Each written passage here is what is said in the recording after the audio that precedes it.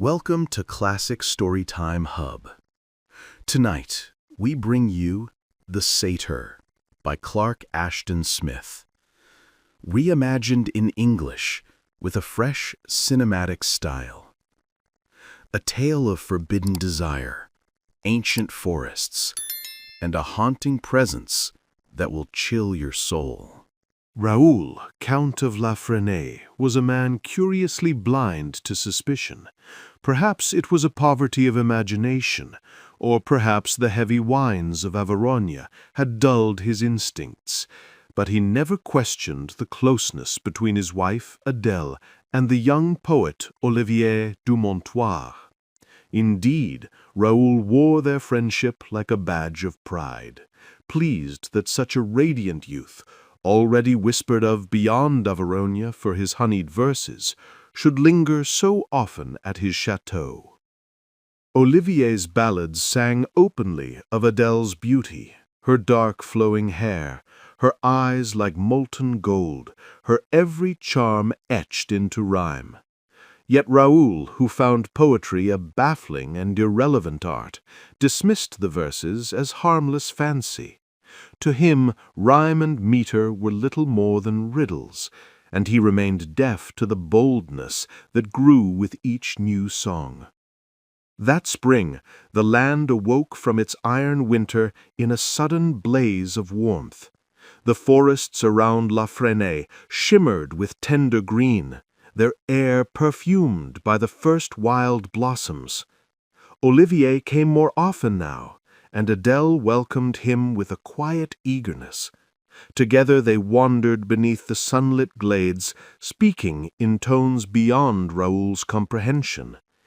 If whispers stirred among the villagers, they were careful to keep them far from the Count's ears, for in his world of wine and oblivion no shadow of doubt could take root. It was difficult to say why Count Raoul suddenly felt the stirrings of doubt about his wife's fidelity. Perhaps, in the rare pauses between his hunting and drinking, he had noticed Adèle's strange radiance, her youth renewed, her beauty deepened, as though she bloomed beneath a secret sun. Perhaps he had glimpsed a fleeting look of intimacy between her and Olivier, or perhaps it was the restless breath of spring itself, piercing the haze of wine that clouded his mind and awakening long-buried instincts. Whatever the cause, unease gnawed at him. On that first afternoon of April, returning from business in Viosne, Raoul learned from his servants that Adèle and Olivier had just departed for a walk in the forest. His heavy features betrayed nothing, but his hand lingered on the hilt of his rapier as he set out along the path they had taken. Once beyond sight of the chateau, his pace quickened, his thoughts darkening with suspicion. Meanwhile, Adèle and Olivier had wandered farther than usual, drawn into the deeper reaches of the Averoigne woods. Here the trees rose ancient and immense, oaks said to have stood since pagan times. Few dared to tread beneath their brooding canopy, for the peasants whispered of strange presences that haunted those glades, things older than Christ, older even than Satan. Legend spoke of a primordial spirit, a force inimical to mankind, whose domain was madness, possession, and passions so violent they led only to ruin. Adèle hesitated, her voice trembling. "I am a little afraid, Olivier. Shall we go farther?" The forest around them seemed to breathe with a sullen menace, its shadows heavy with secrets not meant for Christian ears. "Come, let us go on," urged Olivier, his voice warm with persuasion. "See, madame, how the ancient oaks have clothed themselves in April's emerald, how they bask so innocently beneath the returning sun."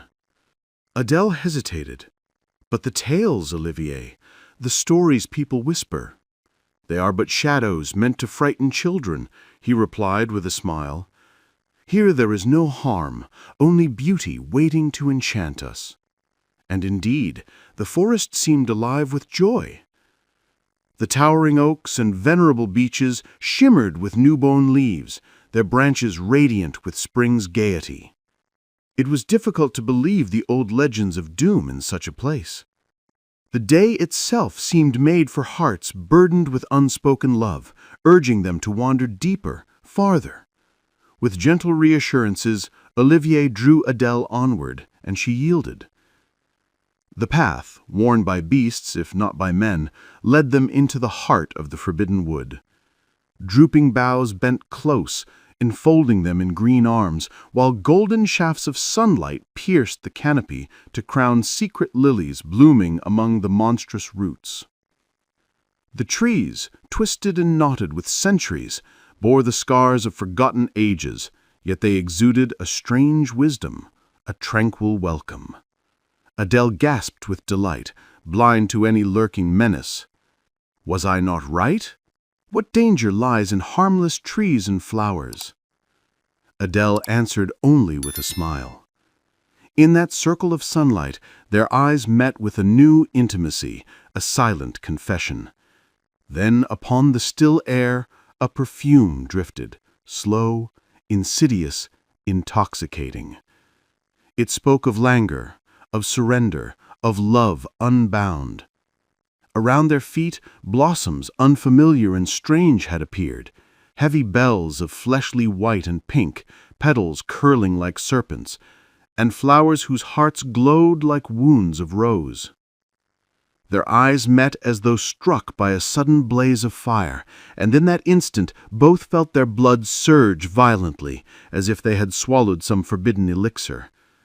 Olivier's gaze burned with bold intensity, while Adele's cheeks glowed with a modest, betraying flush. The love they had long concealed now clamored in their veins, demanding release. They walked on in silence, downed by the same uneasy restraint. Neither dared meet the other's eyes, and neither noticed how the forest around them had changed. They did not see the obscene bulges of the gray trunks, the monstrous fungi rising pale and spotted in the shadows, nor the crimson flowers flaunting their venomous beauty in the sun. Desire had bewitched them. They were intoxicated by passion's mandragora, lost in the fever of their own bodies and hearts, blind to the world beyond. The woods grew darker, the branches above weaving a heavy canopy of gloom. From hidden burrows, animal eyes glimmered, crimsoned with cunning, or cold and feral like shards of beryl. The air thickened with the stench of stagnant pools, choked by the rot of autumn leaves, a foul breath that stirred Adele and Olivier from their dream. They halted at the edge of a pool ringed with jagged stone, where ancient alders twisted their dying crowns into grotesque shapes, as if frozen forever in madness. And there, framed between the lower boughs and the tender green of new leaves, a face leered at them. For a long breath they could not believe it was real. Horns jutted from a tangled mass of coarse animal hair. The semi-human visage glared with slitted eyes, its mouth curled to reveal fangs beneath a beard of bristles. It was a face impossibly old, carved by centuries of lust and cruelty, etched with the corruption of forgotten ages. It was the face of Pan, ancient, malignant, and merciless, watching from his secret wood, his gaze fixed upon lovers caught unawares. A nightmare seized them both. The spell of desire shattered, and the intoxicating fever that had bound their senses dissolved like mist. Awakened as if from a heavy dream, Adele and Olivier saw the leering face vanish among the branches, its retreat marked by a shrill, unholy laughter that echoed through their blood. Shuddering, Adele flung herself into Olivier's arms for the first time. "Did you see it?" she whispered, trembling against him. Olivier held her close, and in that intoxicating nearness, the horror seemed to fade, as though the vision had been no more than a trick of sunlight or a fleeting hallucination. Perhaps it was sorcery, perhaps the demon whispered of in Averoigne's legends. But Olivier no longer cared. The apparition had driven Adele into his embrace, and that alone mattered. He soothed her fears, dismissing the terror, his reassurances melting into fervent declarations of love. His lips found hers, and together they forgot the satyr's leer. They lay upon a bed of golden moss, sunlight spilling through a single cleft in the canopy, lost in their forbidden bliss. It was then that Raoul found them. Silent, unseen, he stood with rapier drawn, his face twisted with the fury of betrayal. He was ready to strike, to impale them both in one savage thrust. But before he could move, the forest itself erupted. From the alder branches sprang a creature neither wholly man nor beast, a grotesque fusion of both, brown and hairy, swift beyond belief. In an instant it tore Adele from Olivier's arms. Raoul and Olivier glimpsed it only once, the same face that had leered from the foliage, now joined to shaggy limbs and the monstrous body of legend. Then it was gone, vanishing as suddenly as it had appeared. Adele clutched in its grasp. Her screams rang through the forest, rising above the creature's mad, diabolical laughter, until both sounds dwindled into silence.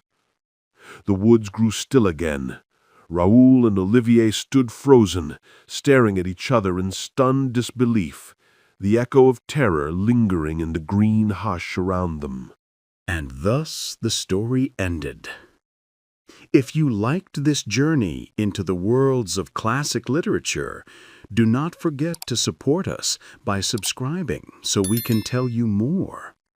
And hey, if there's a classic tale you'd love to hear told in this suspenseful style, drop its name in the comments below. Your suggestion might be our next chilling adventure.